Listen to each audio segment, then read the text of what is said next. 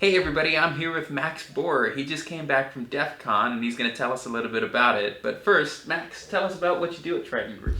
Hey everyone, hey Marcus, thanks for having me here. So yeah, I have been at Triden Group here for about 5 years now.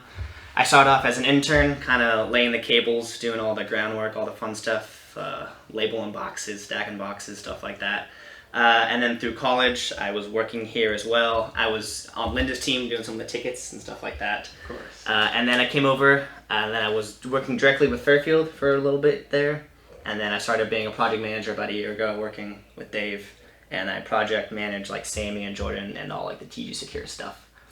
Whoa, 5 years is kind of a long time. You may be one of the oldest Triden Group employees. And this is just your first DEF CON? Yes, honestly, I didn't even know DEF CON existed until about 4 months ago. I didn't even really, because I didn't really get into cybersecurity as far as pen testing and vulnerability managing until I joined the TG Secure team, and Jordan and Sammy kind of opened my eyes to it all.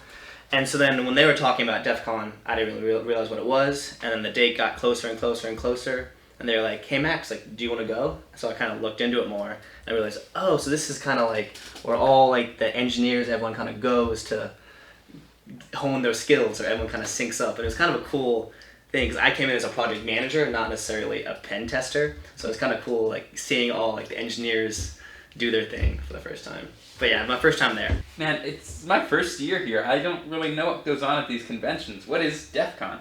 Honestly, yeah, I didn't really know what I was going to expect either.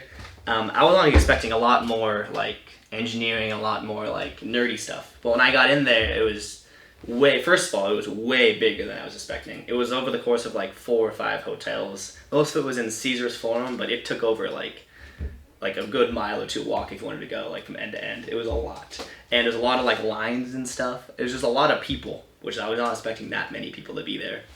But it was really cool was the actual talks. I thought the talks were going to be way more like over my head and like deep analysis. But the talks themselves were more just like high level like social engineering kind of stuff, or like misinformation, like deep fakes and kind of stuff like that, which was really fascinating to kind of learn like how crazy deep fakes are and how like crazy that stuff can get. Because I didn't really know anything about that at all either going into it. Deepfakes. That's something that's been sparking up in the news a lot. Are there any other trends you saw at DEF CON? Yeah, one of the big trends that I saw was the misinformation. And there's this new misinformation village that just opened up in the last year or two. And so there's pretty much this whole village section that just talks and app sects and like sections about misinformation. And so one of the talks that highlighted was like the techniques to use with mobile apps to like outwit the security monitoring tools. So this being your first time at DEF CON, was there anything like weird that you weren't expecting?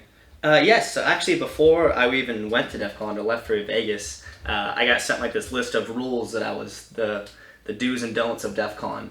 And so that was kind of fascinating. Like one of the things I was not allowed to do was like go on certain Wi-Fi's. I had to like make sure the Wi-Fi was secure before I joined it. Like I couldn't make any Wi-Fi calls. I couldn't use like this shared drive if I was actually at DEF CON. If I was at DEF CON, they pretty much told me like have your phone off during the conferences because it just can get crazy.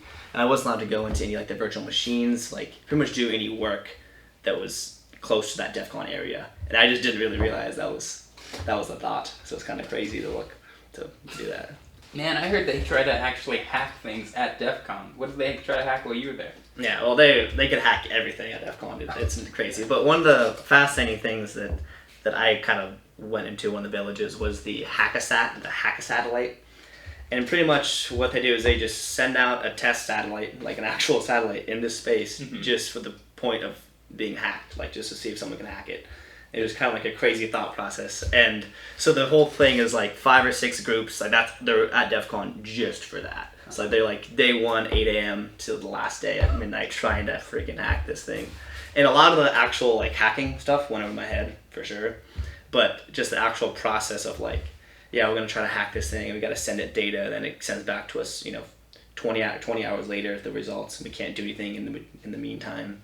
And then I didn't know this until about a week ago, but apparently someone ended up winning that hack-a-sat, and they ended up like hacking it and like whatever the winning hack was. I guess. I heard it was $50,000. Yeah, the prize was $50,000, but I don't know what it meant to be like the winning hacking team. Just you got into it and you ran a certain code or something like that. But it was just crazy the fact that like this whole thing send a satellite into space just for the purpose of being hacked. Like, that's just a crazy thought to me.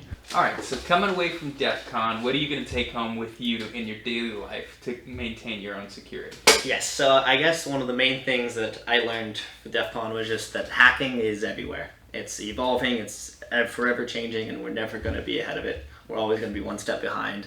So just to be more self-aware about that, to like that hacking is everywhere, and just be aware to like not download that app or to not put my information there, just because hacking is everywhere. Couldn't have said that better myself. Always be aware that hacking could be around any corner. Yeah. Now, what should a business do in regards to their own security? Okay, yeah, so that's huge, is that to always be aware, to always be changing. So for businesses, you got to be aware that stuff is forever changing and you're always going to be one step behind. Mm-hmm. So for DEF CON, there's always, new information being shared, there's new ideas about the changing trends. So I think it's important for businesses to stay up to date on those emerging trends and to use businesses like Triden Group that send, the engineers and people out to DEF CON to stay current. Yeah, I couldn't agree more. Businesses need to stay up to date with companies like Triden Group to maintain their security. All right, it's been great talking to you. Is there any last thoughts you have about DEF CON? Yeah, I just want to say that hopefully I highlighted the importance of DEF CON, and hopefully I see everyone else there next year. See y'all at DEF CON next year. Bye, everybody.